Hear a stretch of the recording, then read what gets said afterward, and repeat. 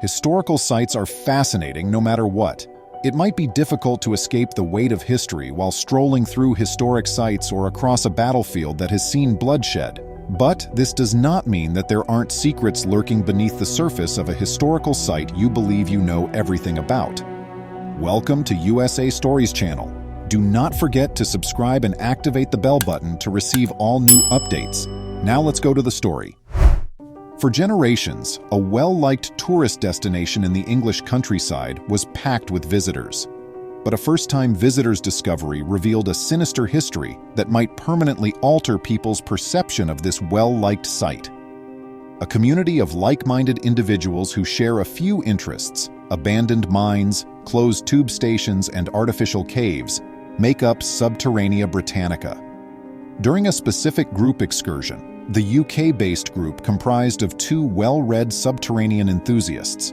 On a significant journey, Haley Clark and Ed Waters contributed their knowledge of ancient history and exceptional attention to detail. Collectively, the so-called Sub-Brits arrived in the British Midlands. They were going to Cresswell Crags, a limestone canyon home to a number of ancient caves that were inhabited more than 10,000 years ago. Ed and Haley halted abruptly a few feet into the entrance of the place known as the Robin Hood Cave. The two ran their hands over the cold surface of the stone walls immediately after. They had come onto something fascinating. Many thousands of years, ancient scratches and sculptures covered large portions of the interior walls made of limestone. The first thing you would notice upon entering the cave were the clear markings.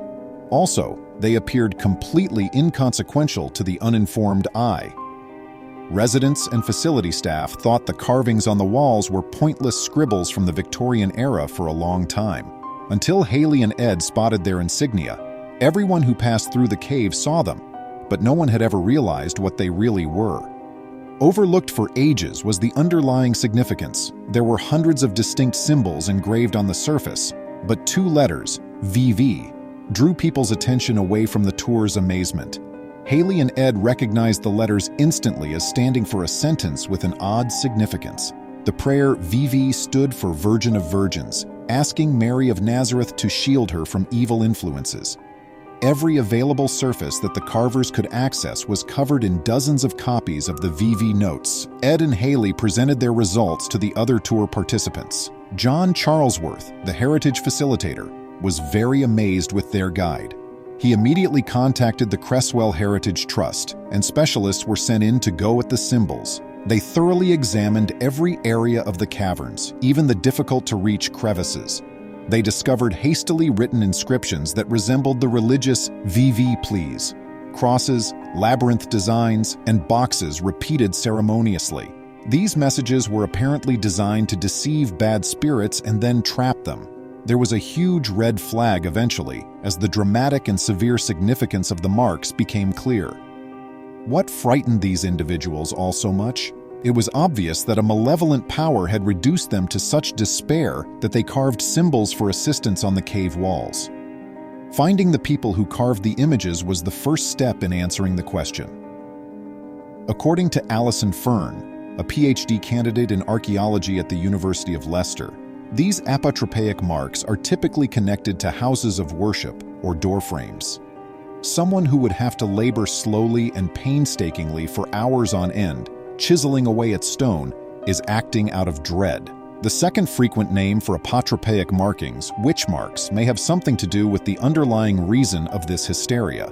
Working with Historic England, historians from Cresswell Heritage established that the marks were carved by locals of Cresswell, which lies close, and that they date from the 14th to the 18th centuries. Although it is impossible to definitively show that the residents of Cresswell were under the influence of a real-life witch, the sheer volume of the marks suggests that unsettling things were occurring. There are centuries-old links between the natural world and the paranormal, and with the magnificent lake and cliffs surrounding the caverns, it was easy to understand how the caves could be a source of power. Alternatively, it's conceivable that the people were suffering from gruesome illnesses or crippling poverty and resorted to the caverns to carry out a ceremony in an attempt to save themselves, accusing a witch. Their final straw could have been some unidentified desperation. Whatever the reason, the Creswell Crags caverns offered a powerful visual representation of something evil. Everyone on the trip felt a twinge of terror as the group realized what the marks meant. Equipped with his newfound understanding of the plethora of symbols, Paul Baker, the director of the Creswell Crags Museum and Heritage Center, remarked, "It was like something from The Shining." Of all the locations in Britain, Creswell Crags contains the greatest number of apotropaic marks known. However, a plethora of other eerie finds have been found across the historically rich English terrain. The museum director of London's Garden Museum, Christopher Woodward, had grand plans for the centuries-old structure he oversaw, so it was only natural that he became alarmed when Carl Patton, the site manager, contacted and made a menacing request. "I think you better come here quickly," Carl said to Christopher on the phone. Given the building's history, it seemed like terrible news, and a lot might go wrong. For example, the museum was housed in Lambeth's old church, St. Mary, which is close to the River Thames. The Canterbury Archbishop's Palace stood next to it, and Westminster Abbey was on the other side of the river. The irreplaceable construction of these precious structures was ruined. Carl outlined the circumstances to Christopher when he arrived at the museum. "As part of this job, we were exposing the ground, and we uncovered an entry to what looked like a tomb," Carl remarked. Christopher's thoughts were rushing. "It shouldn't have been able to find a tomb," Christopher clarified. "We were informed there wasn't a crypt because it was so near the Thames that it would have flooded, and thousands, if not hundreds, of coffins were removed in the 1850s to make room for underfloor heating." What on earth had Carl discovered then? Carl, on the right, grabbed a camera, hung it from a pole, and dropped it into the chamber, all the while prioritizing his safety. The guys then looked inside the church's lower level from the ground level. There were 30 coffins, precisely, down through the hatch. The dazzling item resting on one of the coffins was much more intriguing than the coffins themselves.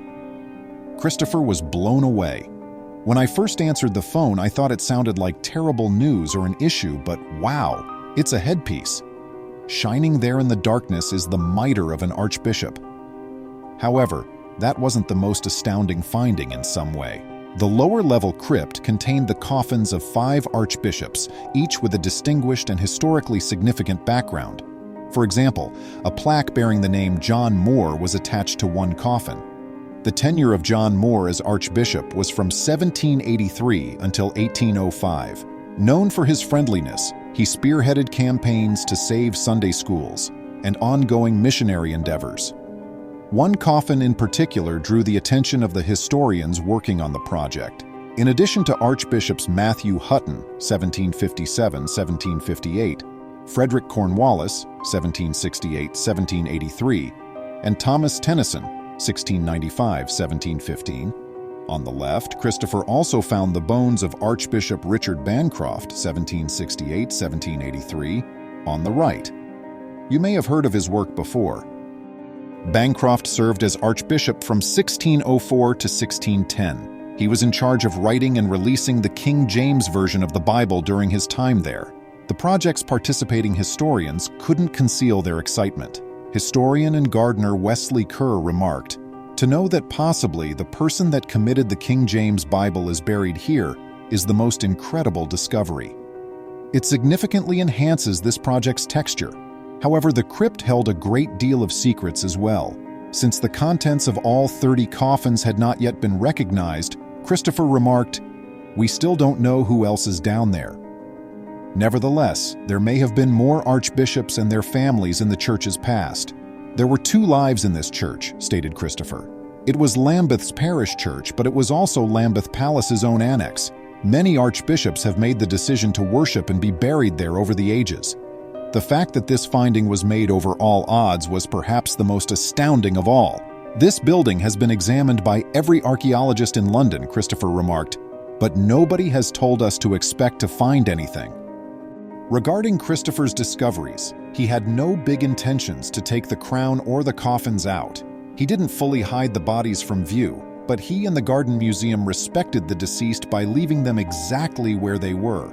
Upon completion of the £7.5 million, 18-month renovation effort in 2017, the Garden Museum unveiled a solitary glass panel intended to conceal the tomb's entrance, What did that imply for visitors to the Garden Museum then?